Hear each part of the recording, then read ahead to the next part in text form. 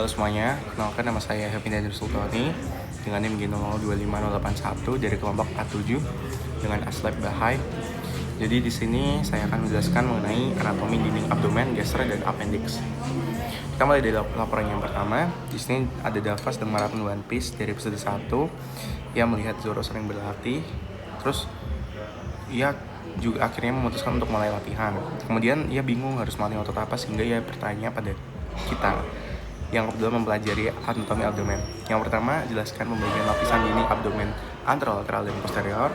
Yang B, jelaskan mengenai sistem otot yang ada di abdomen. Dan yang C, jelaskan mengenai organ retroperitoneal dan intraperitoneal. Kita mulai dari yang pertama dulu, dinding abdomen anterolateral. Jadi, dinding abdomen anterolateral itu tuh dinding abdomen yang kita melihat dari samping, bagian depan dan bagian samping.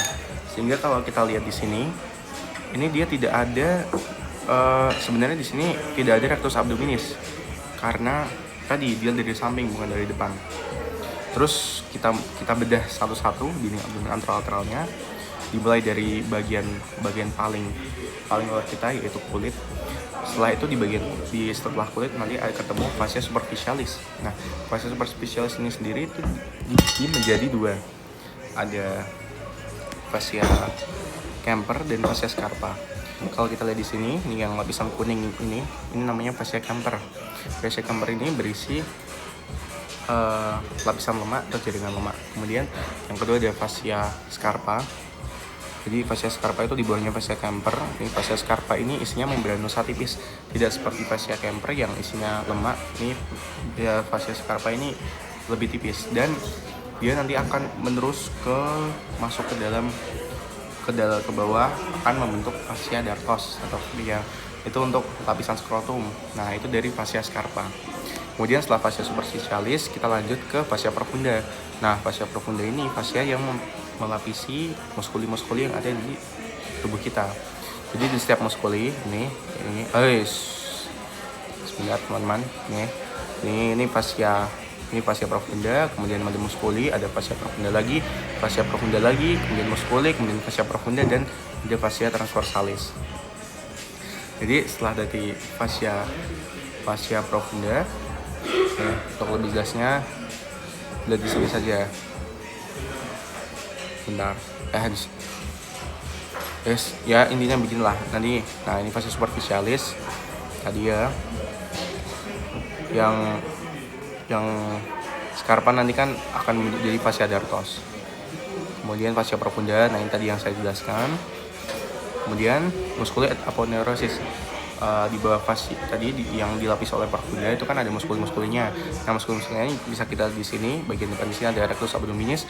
Kemudian nanti dia akan membawa ke bawah akan bentuk muskuli piramidalis. Nah, kemudian di sini antara rectus abdominis dia dipisahkan oleh linea alba. Linea alba dimulai dari sini sampai ke bagian bawah, bagian sini. Kemudian antara rectus abdominis akan membentuk intersectionis tendinosus. Itu semacam putih-putih ini namanya intersectionis tendinosus. Kemudian bagian samping tadi ada obliquus internus, ada obliquus externus, kemudian ada rectus, kemudian ada transversalis abdominis. Nih, kalau kita lihat lapisannya seperti ini. Jadi yang kita lihat dari samping paling depan itu ada obliquus externus, kemudian fascia profunda, kemudian internus, obliquus internus, kemudian profunda lagi, kemudian rectus abdominis transversus. Nih. Kemudian muskul-muskulnya sudah, berarti kita lanjut ke bagian selanjutnya itu fascia transversalis. Fascia transversalis ini dia tuh lapisan lemak ya. Jadi tidak hanya fascia Kemper, itu ada fascia transversalis yang berisi lapisan lemak. Itu ada di sebelum lapisan paling terakhir. Dan fascia transversalis ini hanya ada di bagian anterior. Nih, hanya ada di bagian anterior. Sedangkan nanti di bagian posterior itu nanti tidak ada fascia transversalis. Langsung ke extraperitonealis. Terus kan transversalis sudah. Nih, kita lihat lagi. Transversalis itu yang ya ini pokoknya nih fascia transversalis. Nih. Dan lanjut ke fascia extraperitonealis, ini lapisan lemak. Nah, fascia peritoneal sendiri itu ada namanya sendiri. Kalau bagian depan itu namanya peritoneal, sedangkan bagian belakang itu retroperitonealis. Terus lanjut ke bagian paling dekat dengan organ-organ kita, yaitu peritoneum parietal. Nah, peritoneum parietal ini itu dia ada dua, ada peritoneum yang visceral, ada peritoneum parietal. Nah, kalau peritoneum parietal itu dia yang melapisi abdomen, sedangkan peritoneum visceral itu yang melapisi organ-organ. Terus kita lanjut ke tadi pertanyaannya, sistem otot sudah. Oh, yang posterior ya berarti. Oke, yang posterior. Ini di abdomen posterior. Bisa kita lihat lapisan paling pertama yaitu latissimus dorsi, itu ada di bagian belakang sini. Kemudian kedua obliquus externus abdominis, jadi dia tidak hanya di sini juga tapi sampai ke belakang.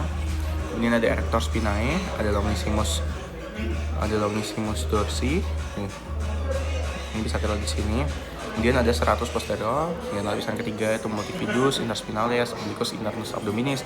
Lapisan keempat yaitu quadratus lumborum dan iliopsoas. Kemudian ada musculi transversus abdominis. Kemudian baru langsung ke extraperitonealis, tidak ada transversalis tadi seperti yang sudah saya jelaskan. Dan setelah extraperitonealis itu ada peritoneum parietal. Nah, tadi yang berhubungan sama organ. Nah, ini sistem ototnya. Kemudian lanjut ke organ intraperitoneal dan retroperitoneal. Jadi tadi kan peritoneum visceral itu ada dibagi lagi menjadi dua. Ada organ yang intraperitoneal dan retroperitoneal. Kalau intraperitoneal itu organ yang seluruh permukaannya dilapisi oleh peritoneum tadi, peritoneum visceral tadi. Nah, ini ada gaster, duodenum superior, jejunum, ileum, appendix vermiformis, colon transversum, colon sigmoid, cauda pancreas, dan hepar. Tapi kalau pengen ingat lebih lengkapnya, ingat lebih jelasnya, kalau cara kita mengingatnya bisa kita ingat saja organ retroperitoneal. Nah, organ retroperitoneal ini itu dilapisi peritoneum itu hanya di bagian permukaan anterior, sedangkan bagian seluruh permukaannya tidak dilapisi, hanya bagian depan saja. Itu ada set Pucker. Set Pucker ini ada suprarenal gland, ada A itu aorta, D itu duodenum kecuali yang superior, P itu pankreas, O itu ureter, C itu colon, K itu kidney, E itu esophagus, dan R itu rectum. Kita lanjut kepada laporan kedua saya. Jadi di sini ada kasus Rama dengan melawan Tan Boykun di YouTube. Kemudian dia melihat Tan Boykun makan, kemudian Rama langsung memasak 2 bungkus mie. Nah, keesokan harinya Rama coba ke kita kalau dia merasakan sakit perut hingga kerongkongannya terasa panas. Nah, di sini perintahnya disuruh menjelaskan anatomi gaster beserta sphincter yang ada di gaster. Kita mulai dulu dari bagian regionnya. Jadi letak gaster itu ada di bagian sini.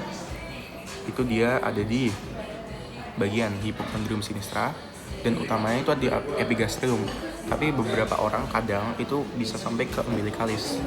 Nah, jadi sebenarnya region ini untuk pengetahuan saja ini dipisahkan oleh subcutaneous, intertubercularis, transtubercularis, sama midclavicular. Ya, itu garis-garis yang memisahkan ini, yang memisahkan menjadi 9 regio. Ini bisa dilihat gaster ya, bisa dilihat di sini ada regio-regionya. Lanjut, nah di sini kita bedah lagi. Jadi gaster kan bentuknya seperti ini ya. Bagian atasnya itu ada fundus, kemudian ada body atau corpus, kemudian ada pylorus, kemudian dia nanti akan berbatasan langsung dengan duodenum. Nah, untuk biar enaknya, jadi bagian fundus dan corpus ini dia dipisahkan oleh kardia. Jadi kardia ini dia memisahkan antara fundus atau korpusnya. Jadi bisa kelihatan, oh kalau udah mulai kardia berarti itu udah mulai korpus.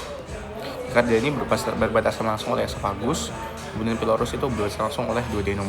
Nah, jadi karena dia berbatasan di sini, dia nanti akan membentuk, dia akan ada muskuli namanya LES, lower esophageal sphincter. Nah, lower esophageal sphincter ini akan bekerjasama dengan muskuli yang di sini, sama sphincter juga namanya sphincter pylorus. Jadi mereka akan bekerjasama dalam sistem ACL, sistem asam lambung kita. Dan di sini ada juga curvatura gastrica majorum, maius, Ada curvatura, ada juga di sini ada curvatura gastrica minor, ada di situ juga ada omentum minusnya, ada orificium cardiacum tinggi itu, dan orificium pyloricum tinggi vertebra lumbalis 1. Dia nih, ini anatominya. Dia ada omentumnya, omentum maius yang terdiri dari ligamentum ini, kemudian ada omentum minusnya yang terdiri dari ini juga, yang ligamennya berisi vena porta hepatica, ada hepatica propria, ductus coledochus, plexus hepaticus. Nah itu bisa kerja di sini. Ini omentum maiusnya, dia akan berhubungan langsung dengan gaster. Ini di sini. Nah ini, ya ini pokoknya itu. Jadi sudah. Kemudian, nah di sini kalau kita bedah, jadi dia ada bagian, ada lapisan-lapisannya, ada plica gastrica, terus ada ruge-ruge, ada incisura-nya juga. Terus kalau kita lihat dari histologinya, nanti ada lapisan-lapisannya, ada lupus dan lain sebagainya. Nih untuk lebih jelas lagi, itu arteri venanya. Terus kemudian ini dia diinervasi oleh, karena dia masuknya bagian atas, jadi diinervasi oleh yang parasimpatisnya itu nervus vagus, kemudian yang simpatisnya itu ada truncus sympathicus dan nervus spasticus maius dan plexus coelicus. Kemudian musculus sphincter pylorus yang letaknya di sini itu akan mendapatkan impuls inhibisi dari nervus vagus. Kemudian kita lanjut ke laporan yang ketiga saya. Di sini ada Raka, seorang siswa kelas 11. Itu dia merasa perutnya sakit sejak pagi, terus awalnya rasa nyeri, dan nyeri tersebut berpindah bagian kanan bawah perut dan semakin tajam. Dia juga merasa mual dan hilang nafsu makan. Terus kemudian di sini ada dijelaskan letak-letak appendix, letak yang paling umum dan cara pengukuran beserta nama garis dan titik pengukurannya. Nah, kalau di sini itu dia letak appendix itu menurut garis Monro-Pixter itu diukur dari sias dextra. Sias ini spina iliaca anterior superior yang bagian dextra ke umbilicus nih. Jadi ke umbilicus nih. Jadi sias ke umbilicus nih garisnya. Kemudian pangkal appendix terletak di sepertiga lateral garis Monro-Pixter yang disebut sebagai titik McBurney nih. Ini sepertiganya. Kemudian menurut garis Lange itu diukur dari sias dextra sampai sias sinistra. Ujung appendix adalah pada titik 1/6 lateral dextra. Ini menurut Lange point. Diukur dari sias kanan sampai ke sias kiri. Terus kemudian ini untuk variasinya, di variasi letak appendix itu yang pertama adalah appendix retrocaecal. Sebelah sini retrocaecal ini 64%. Kemudian ada appendix posterior-laterales. Posterior-laterales itu ya sekitar 0,5%-an. Dari ketiga appendix pelvicum, kemudian nih, nah itu ada 32% yang seperti yang di situ. Ini ada appendix preilialis, ini gambarnya seperti ini, cuma hanya 1%. Dan appendix subcaecalis, nih 2% saja. Rata-rata orang nih dia letaknya di retrocaecal seperti ini. Kemudian untuk vaskularisasi arterinya, dia oleh arteri appendicularis yang merupakan cabang dari arteri caecalis posterior dan cabang dari arteri iliocaecalis yang merupakan cabang arteri mesentérica superior. Untuk venanya, dia vena appendicularis menuju ke vena caecalis posterior. Kemudian karena dia berada di midgut, jadi dia diinervasi oleh parasimpatisnya itu spasticus minor. Kemudian parasimpatisnya karena dia sama dengan yang foregut, itu dia nervus vagus. Oke, saya kira itu. Terima kasih. Dan ini untuk daftar pustakanya. Lebihnya mohon maaf. Terima kasih. Wassalamualaikum warahmatullahi wabarakatuh.